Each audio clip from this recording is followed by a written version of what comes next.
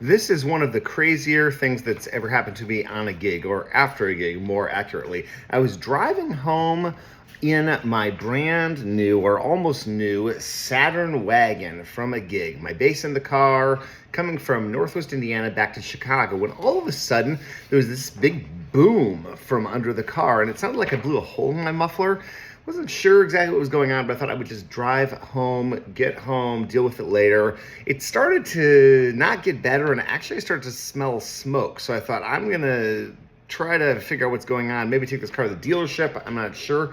I looked back behind me, and my back seat was on fire, literally on fire. My bass was in the car.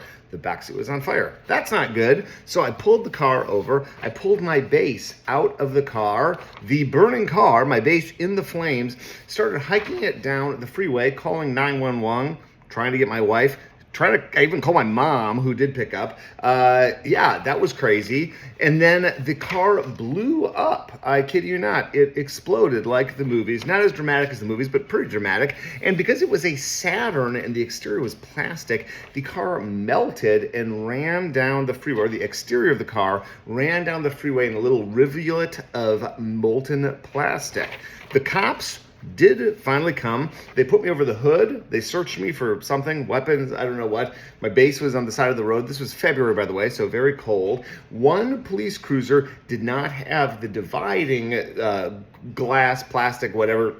So I was able to get my bass in that car. The cop was helping me. As he was helping me, the fire department came. They sprayed down the car. It was just a blackened husk. They towed it away. They took me off the freeway. My wife picked me up and took me back home. I smelled so bad of burnt car that we had to have all the windows open, double bag my clothes and just throw them all away. And then the next day I had the concert. So I rented a car, drove back to where I was doing the rehearsal that previous night, and all these people backstage said, I saw you, man. I saw you on the freeway. You were running with your bass. You were running from your exploding car. It was crazy, man. And I thought, why didn't you stop and help me? Not sure, but that is maybe the craziest gig-related thing that's ever happened to me.